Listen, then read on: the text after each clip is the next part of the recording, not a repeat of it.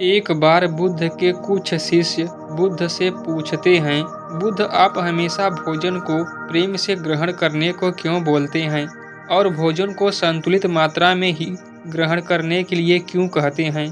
क्या हम अगर उस भोजन को प्रेम से ग्रहण नहीं करेंगे तो क्या वह भोजन नहीं रहेगा, या फिर अगर हम भोजन को ज़्यादा मात्रा में ग्रहण करेंगे तो क्या वह विष का कार्य करेगा? बुद्ध ने कहा, हम जैसा भोजन ग्रहण करते हैं, हमारे विचार उसी के अनुसार होते चले जाते हैं। भोजन से यहाँ बुद्ध का मतलब उन सभी चीज़ों से है जो भी हम ग्रहण करते हैं, फिर चाहे वह खाद्य पदार्थ हो या फिर जानकारी। ये दोनों ही चीज़ें हमारे जीवन को गहराई से प्रभावित करती हैं। बुद्ध अपने शिष्यों से कहते हैं, मैं तुम्हें एक छोटी सी कहानी सुनाता हूँ, इससे तुम इस बात को अच्छे से समझ पाओगे। एक समय की बात है, एक साधु जंगल में अपनी कुटी बनाकर रहा करते थे। जो भी व्यक्ति उनके पास अपनी समस्या लेकर जाता, वह उसकी समस्या का पल भर में समाधान कर देते। धीरे धीरे आसपास के लोग भी उन साधु के पास अपनी समस्या का समाधान पूछने आने लगे और वे सभी के समस्याओं का समाधान कर देते। धीरे धीरे उनकी प्रसिद्धि गांव से नगरों और नगरों से राजधानी तक पहुंच गई। साधु की प्रसिद्धि की बात उस राज्य के राजा के कानों पर भी पड़ी। एक दिन राजा अपने मंत्री और सेनापति के साथ साधु महाराज से मिलने पहुंचे। राजा ने साधु से कहा, महाराज, मैंने आपके बहुत चर्चे सुने हैं।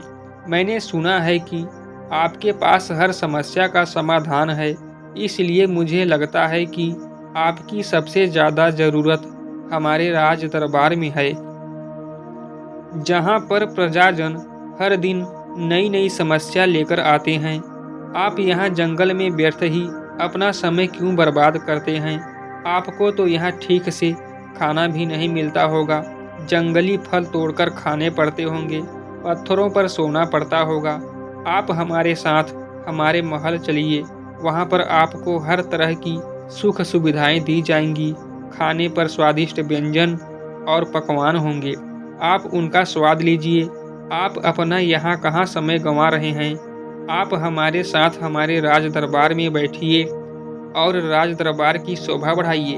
वह साधु उस राजा से बहुत मना करते हैं, लेकिन वह राजा नहीं मानता, उनके चरणों में गिर पड़ता है और अंततः वह उन साधु को अपने साथ महल ले जाता है। और महल में वह राजा उन साधु को हर तरह की सुख सुविधा देता है। धीरे धीरे समय बीतता है और समय बीतने के साथ ही धीरे धीरे साधु का व्यवहार भी बदलने लगता है।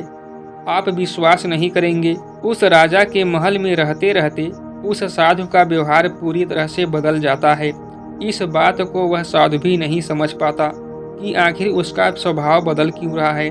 फिर एक दिन अचानक ही साधु मौका पाकर उस महल से भाग जाता है, लेकिन वह अपने साथ कुछ कीमती सामान लेकर भागता है, जिसमें रानी के हार, हीरे जवाहरात और कुछ कीमती मोहरें होती हैं।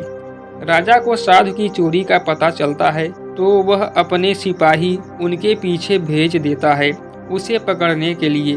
सिपाही हर जगह साधु को खोजते हैं, लेकिन वह उन्हें कहीं नहीं मिलता। वह साधु जंगल के तरफ भागता है और भागते भागते थक जाता है। तब जंगल के बीचों बीच आकर एक पेड़ के नीचे बैठ जाता है। जैसे ही वह पेड़ के नीचे बैठता है, पेड़ से एक फल टूटकर साधु के पास गिरता है। साधु को बहुत जोरों की भूख लगी थी, इसीलिए वह उस फल को खा लेता है। वह फल एक औषधि होती है जो कि पेट में जाने के बाद उसे बीमार कर देती है।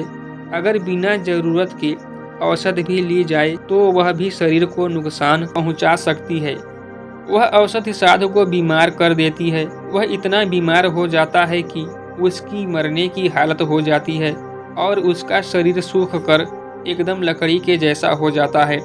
अब उस साधु को विचार आता है कि आखिर मैं क्यों उस राजा के धन को लेकर भाग रहा हूँ। मैं तो एक संत था, न जाने मुझे क्या हो गया कि मैं व्यर्थ में ही इस धन को लेकर भाग रहा हूँ। यह विचार आते ही वह साधु आत्मग्लानि के भाव से भर जाता है। उसे बहुत पश्चाताप होता है और वह महल वापस जाता है। और राजा का धन वापस करने लगता है। यह देखकर वह राजा बड़ा आश्चर्यचकित रहता है और साधु से पूछता है, जब तुम्हें वापस ही करना था तो तुम इस धन को लेकर भागे ही क्यों? यह सुनकर वह साधु राजा से कहता है, क्षमा कीजिए राजन, परंतु पिछले कुछ महीनों से मैं आपका अन्न खाया है, इसीलिए मेरी सोच बिल्कुल आपके जैसी हो गई थी। वो तो भला हो उस वृक्ष का जिसने मुझे एक औषधि वाला फल दे दिया, जिसे खाने से मेरा शरीर बीमार पड़ गया, और आपका जितना भी मैंने खाया था वह सब उस बीमारी में निकल गया। और तब जाकर मुझे होश आया कि मैं कितना गलत कर रहा था। वह साधु उस राजा से कहता है, आपका जितना भी धन है वो आपने मेहनत करके नहीं पाया, उसे या तो आपने छीना है या फिर वसूला है, इसीलिए इस धन के सेवन ने मेरी बुद्धि भ्रष्ट कर दी थी।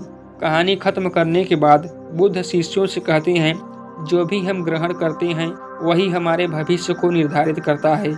इसीलिए मैं आप सबसे कहना चाहता हूँ कि कुछ भी ग्रहण करने से पहले इस चीज़ को जरूर देखें कि जिसे आप ग्रहण करने जा रहे हैं वह कहाँ से आता है। क्या यह पाप से आता है, क्रोध से आता है या फिर प्रेम से आता है? क्योंकि जो भी आप अपने भीतर ग्रहण करते हैं, चाहे वह भोजन हो या फिर विचार, ये दोनों ही तय करते हैं कि आपका भविष्य कैसा होगा।